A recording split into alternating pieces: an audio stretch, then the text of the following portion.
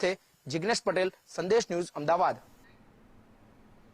અમદાવાદના બોપલ વિસ્તારમાં દીપડું દેખાવાની ઘટનાને લઈને વન મંત્રી અર્જુન મોઢવાડિયાની પ્રતિક્રિયા સામે આવી છે।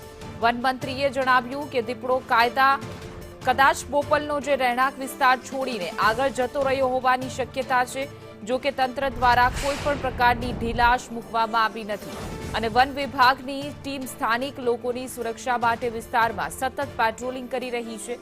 દીપડાના સચોટ લોકેશનને ટ્રેક કરવા માટે હવે ડ્રોન કેમેરાની પણ મદદ લેવામાં આવી રહી છે। દીપડાને વહેલી તકે પાંજરે પૂરવા તમામ સ્તરે પ્રયાસો ચાલુ છે।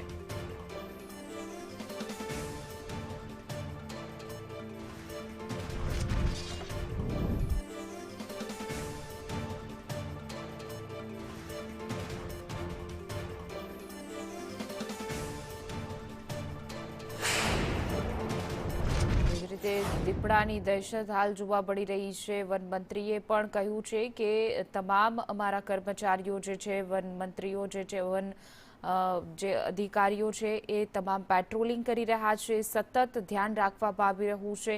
દીપડાનું લોકેશન ટ્રેસ કરવાનો પ્રયત્ન થઈ રહ્યા છે। અમુક એવા અવાવરૂ વિસ્તારો છે કે જ્યાં પાંજરા પણ મૂકવામાં આવ્યા છે।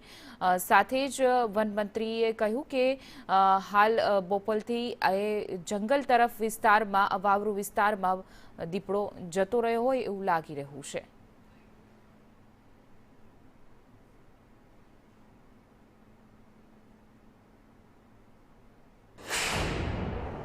જે અમદાવાદના ગોમા વિસ્તારની સુમર સેરેન્ડિપ સોસાયટી છે, એ વિસ્તારના સીસીટીવી કેમેરામાં 7 મિનિટની અંદર એક દીપડો પસાર થયો હોય એવા વિઝ્યુઅલ મળ્યા છે।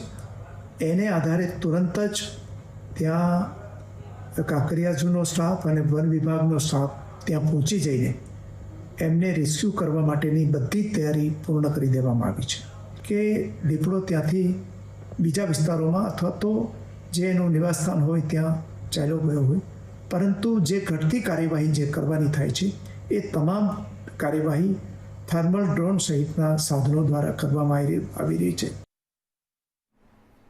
અમરેલીના સાવરકુંડલામાં 3 સિંહો ઘૂસ્યાનો વાયરલ વિડીયો। તો હિપાવડેલી ગામે શિકારની શોધમાં 3 સિંહો ઘૂસ્યા છે, જેમાં સિંહો ગામમાં ઘૂસતા રહીશોમાં અફરાતફરી મચી ગઈ। પશુઓને દોડાવીને સિંહો ફરી જંગલ તરફ રવાના થયા છે।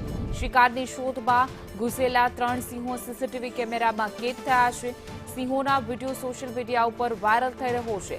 ફરી એક વખત રહેણાંક વિસ્તારમાં સિંહના આટાફેરાથી સ્થાનિક